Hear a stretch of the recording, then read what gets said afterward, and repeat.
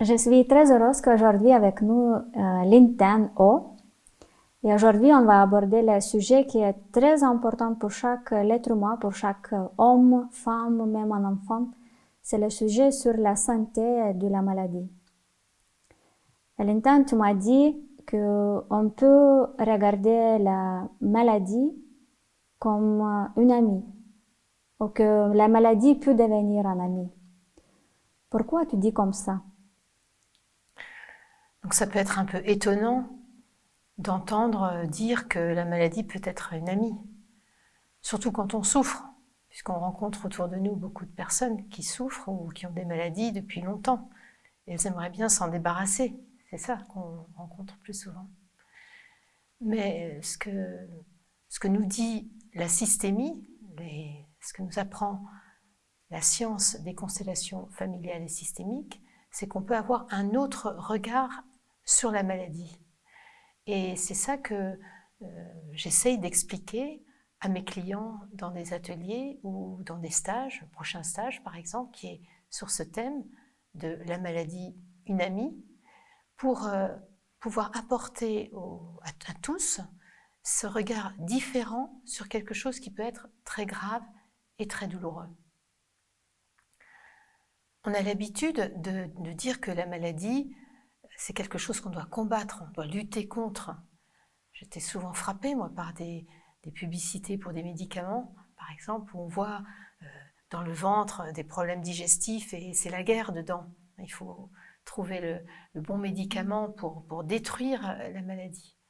Mais nous n'avons pas du tout cette approche de la maladie, parce que nous savons qu'il y a des grands principes qui régissent nos vies, qui régissent tous les systèmes, qui régissent aussi le fonctionnement de notre corps. Et il y en a un qui dit qu'on ne peut rien exclure. Oui, Linh Tan, tu es la professionnelle de la systémie aux constellations familiales et ancestrales. Donc, ton remarque, on ne peut pas exclure rien. Donc, qu'est-ce que ça va dire? On ne peut pas exclure la maladie. Donc, comment on peut exclure et comment on ne peut pas exclure? Donc, pour comprendre ce principe qui dit qu'on ne peut rien exclure, il faut avoir quelques notions du fonctionnement des systèmes. Puisque tu parles de constellation familiale et systémique, c'est en fait la science, la connaissance du fonctionnement des systèmes. Et un système, c'est quoi? De quoi parlons-nous? On parle de toute la vie, parce que le système, c'est notre corps, qui fait de nombreux systèmes, plus petits jusqu'au plus grand. C'est nous qui formons un système là pendant quelques heures. C'est ton système familial, c'est un système. C'est le système de notre nation. On est de nations différentes, toi et moi. C'est le système planétaire. Donc du plus grand au plus petit, tous ces systèmes fonctionnent sous les mêmes lois. Et déjà ça m'avait vraiment frappée au début de mes études de systémie. À quel point, quand on comprend le fonctionnement d'un système, on comprend beaucoup mieux le monde entier et nous-mêmes. Alors, un des principes du fonctionnement de ces systèmes, c'est qu'on ne peut rien exclure. Puisqu'un système, c'est un ensemble composé de parties. Si je prends mon corps, par exemple, il y a mes organes, mes membres et le métabolisme, toutes les parties qui constituent mon corps. Et je ne peux pas en exclure. Je ne peux pas dire que tout d'un coup, cette main qui ne fonctionne plus, je pourrais la couper et la mettre ailleurs. Mais ça ne fonctionne pas comme ça. Le système lui-même n'accepte pas qu'on rejette une partie de lui-même. Et il va réagir à cela. Pour la maladie, c'est exactement la même chose. C'est que tant qu'on est contre, tant qu'on lutte, eh bien, il y a cette opposition qui fait que le corps ne trouve pas une harmonie. Même si on trouve les médicaments qui seraient les bons, par exemple, ça va fonctionner à un certain moment, mais nous savons que d'autres organes peuvent être touchés, par exemple. Et les personnes qui viennent nous trouver, souvent, ils ont été voir beaucoup de médecins.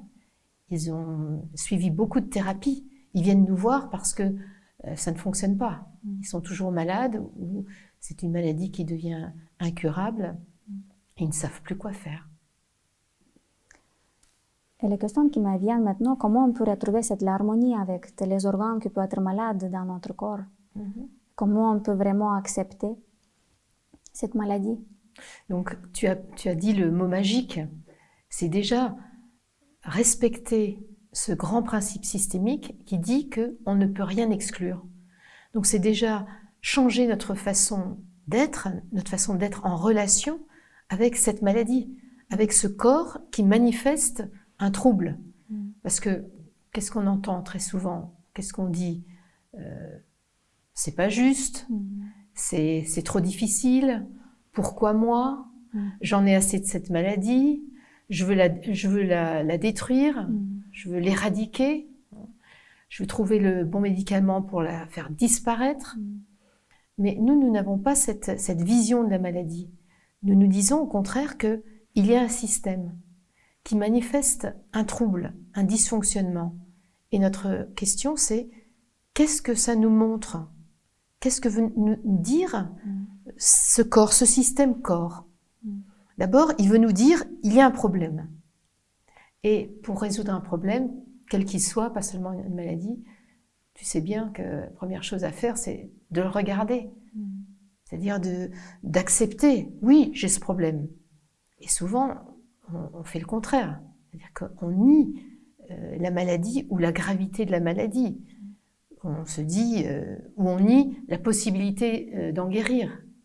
Parce qu'on a tellement souffert, on a fait tellement de choses pour guérir qu'à un moment donné, il y a peut-être un découragement. Mais donc, le premier changement, c'est mon regard sur la maladie. J'ai cette maladie et je dois faire le chemin pour dire oui, j'ai cette maladie. C'est ça le premier pas de l'acceptation de ce qui est. Et est-ce que c'est le chemin quand on peut dire qu'une maladie peut devenir un ami? Ou il y a d'autres aspects? D'abord, c'est le premier aspect. C'est d'apprendre l'acceptation de ce qui est. Parce que c'est pour la maladie, mais c'est pour beaucoup d'autres situations de notre vie. Je suppose que tu peux regarder, comme moi, beaucoup de situations de ma vie, du passé, même d'aujourd'hui, où j'ai envie de dire, là, non. J'ai envie de dire un non, parce que ça suffit. Ça revient, c'est difficile, j'ai pas le temps, etc. Bon, pour la maladie, c'est la même chose. C'est d'abord arriver à dire ce oui, et ce n'est pas simple. Nous savons que c'est un chemin, surtout quand c'est douloureux. C'est facile de le dire pour quelqu'un d'autre, mais quand on est dans cet état de souffrance, dire oui à ça, ça demande parfois un accompagnement. Et c'est ce que nous faisons, c'est ce que je fais avec mes clients. Arriver à cette compréhension que la maladie, c'est une partie de mon système qui veut me dire quelque chose. Donc ça, c'est la première étape pour qu'elle devienne une amie. Ensuite, la deuxième étape, c'est essayer de comprendre, mais qu'est-ce qu'elle veut me dire? Qu'est-ce qu'elle veut me dire?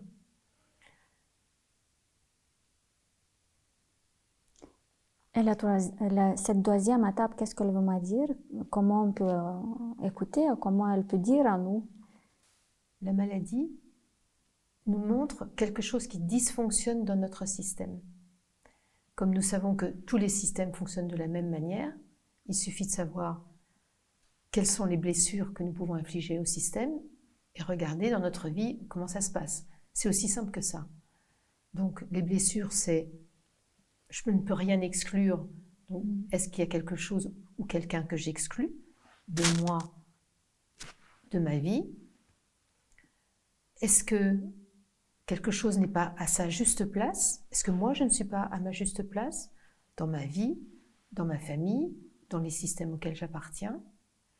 Et le troisième principe, c'est est-ce que je suis en bonne relation avec les différentes parties des systèmes auxquels j'appartiens? Ça se résout à ces simples principes. Alors, par exemple, si on reprend le premier, est-ce que dans ma vie, il y a un endroit où je ne suis pas à ma place? Ça peut être dans ma vie de famille. Je ne prends pas ma place de mère ou d'épouse, ou je ne prends pas ma place au travail parce que je n'assume pas mes responsabilités. Et alors, quelque chose en moi réagit à cela. Et par la maladie, le corps me montre que quelque chose ne va pas dans ma vie? Donc il faut se poser ces questions. Et dans mon accompagnement, pour des personnes qui sont malades, on fait cette petite clarification des différentes parties de la vie d'une personne pour savoir, est-ce que j'exclus quelqu'un ou quelque chose de ma vie? Est-ce que quelque chose n'est pas à une juste place? Est-ce que je suis toujours en bonne relation avec les éléments, les personnes qui font ma vie? Et comment on peut savoir que la maladie est un problème systémique? Alors c'est une bonne question, parce que c'est les questions que se posent les personnes qui sont malades. Et les personnes en général qui viennent nous voir pour faire une constellation pour une maladie, elles ont déjà essayé beaucoup de choses, beaucoup de traitements. D'ailleurs, nous leur demandons d'aller voir un médecin, de voir tous les bons spécialistes, puisque nous ne traitons pas des maladies, mais nous traitons la cause systémique d'une maladie. Parce que nous savons que quand quelqu'un est malade, eh bien, il y a un faisceau de causes qui intervient. Il y a une cause qui est physique, peut-être on est tombé, on s'est foulé la cheville, c'est très physique. Il y a une cause qui est peut-être émotionnelle, on a eu un choc émotionnel, une rupture, un deuil. Il y a peut-être une cause qui est plus intellectuelle, on a cette pensée dont nous parlions tout à l'heure, hein. Je ne vais pas arriver à guérir, ou alors tout le monde a eu cette maladie, il n'y a pas de raison que je n'ai pas cette maladie aussi, dans ma famille par exemple. Et puis il y a une cause énergétique, c'est qu'on a peut-être mangé un aliment qui cause une perturbation énergétique par exemple. Et puis on a la cause systémique vient au-dessus ou après toutes celles-là. On a encore une autre cause, hein. On appelle cause spirituelle. C'est très important aussi d'intégrer ce niveau de thérapie. Et aujourd'hui, par exemple, nous savons qu'une grande maladie, ou ce qui rend les gens malades, c'est la perte du sens de la vie. Donc, il y a beaucoup d'aspects, on voit dans la réalité d'être malade. Et c'est important, quand nous suivons des personnes, quand nous faisons des constellations, d'observer à quel endroit la maladie se manifeste. Si c'est un problème physique, un problème plus émotionnel, intellectuel, systémique ou même spirituel. Et donc ta question c'était comment est-ce qu'on sait que c'est quelque chose qui est de l'ordre du systémique, du désordre d'un système. D'abord les médicaments ne fonctionnent pas. Donc on a des maladies souvent récurrentes. Et même si on a vu les meilleurs spécialistes, ça revient toujours. Et les gens sont souvent découragés. Et ils se disent, je suis condamné peut-être à avoir cette maladie. Deuxième élément, c'est il y a d'autres personnes qui ont cette maladie dans la famille. Et pour faire une constellation, on fait un travail préparatoire qui consiste à faire un questionnement. On demande par exemple, qui a eu le même genre de maladie dans ta famille? Et on peut voir que dans les générations, c'était le cas hier chez mes 2 clientes, eh bien, la mère, la grand-mère, même l'arrière-grand-mère avaient le même type de problème. Chez mon autre cliente, c'était aussi des problèmes de poumons et plusieurs personnes avaient eu ces difficultés-là. Donc nous notons ces indices systémiques qui nous montrent que quelque chose, une problématique, se répète de génération en génération. Et donc nous savons que là, nous devons faire une intervention systémique. Je ne sais pas, mais je pense que la personne peut demander, mais donc quels sont les résultats on peut attendre? Est-ce qu'on peut guérir avec ça ou c'est juste un aspect qu'on peut savoir? Donc très souvent, donc je vais dire une chose et son contraire. Les constellations ne guérissent pas des maladies, ce n'est pas un traitement médical, mais très souvent, les constellations permettent au traitement de mieux fonctionner. Ou encore, les constellations mènent à une guérison, non pas parce qu'on guérit de la maladie, mais parce qu'on a traité la cause systémique. C'est-à-dire qu'on a guéri de cette influence du système qui s'abat sur une personne.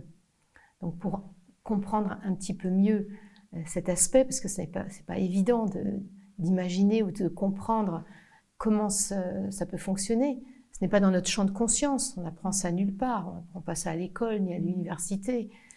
Donc il faut chercher un petit peu dans des voies parallèles pour essayer de comprendre qu'est-ce qui se passe dans nos systèmes. Nous savons que, je te parlais tout à l'heure des lois des systèmes, un système familial, par exemple, fonctionne de la même manière. C'est-à-dire qu'on ne peut rien exclure, ni personne, chacun doit être à la juste place, et nous savons qu'il faut rétablir des liens équitables, harmonieux entre chacun.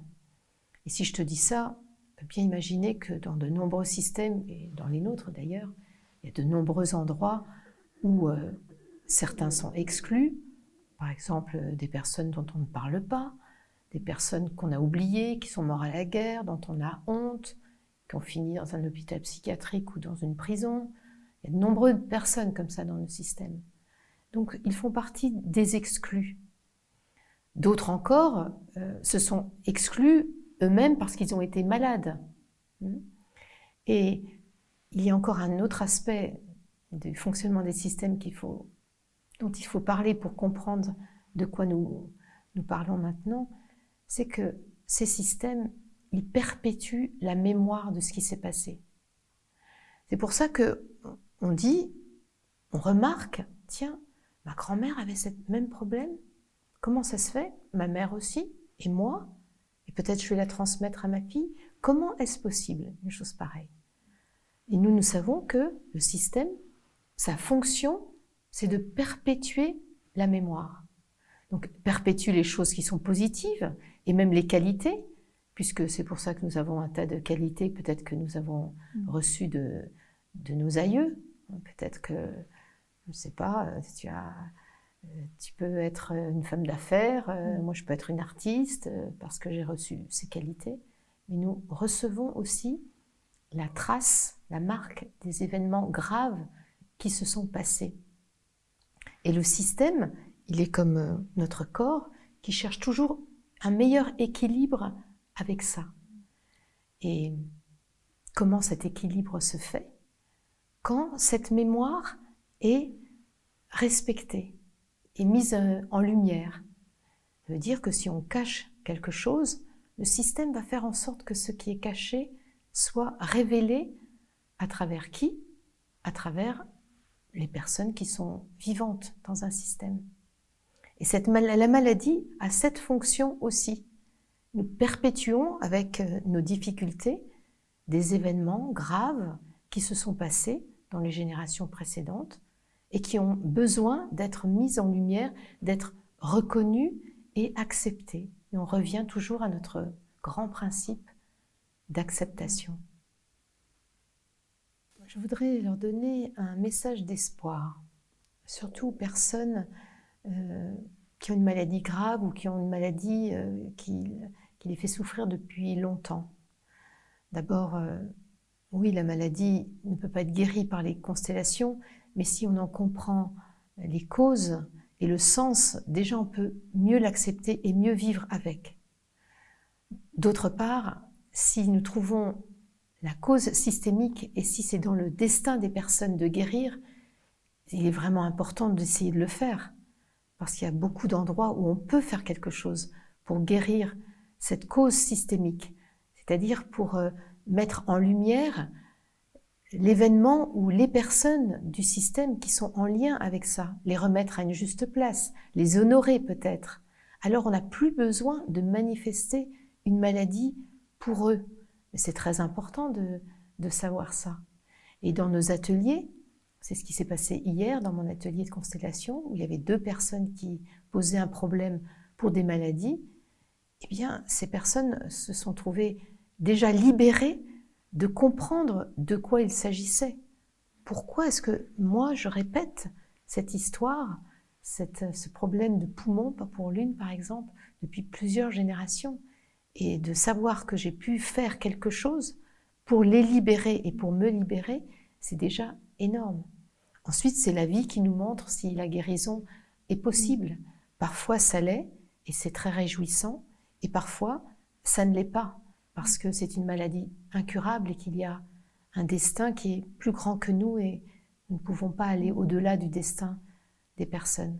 Et le message que je veux donner, c'est de faire cette expérience pour se donner toutes les chances de guérir et de comprendre ce qui nous arrive. Merci beaucoup, Linten, pour cet partage. Merci pour votre écoute. On était très heureuse de partager ça avec vous. Et vous pouvez aimer cette vidéo, partager avec vos amis et les autres autour de vous. Vous pouvez commenter et trouver toute information importante aussi dans la description. Et à bientôt!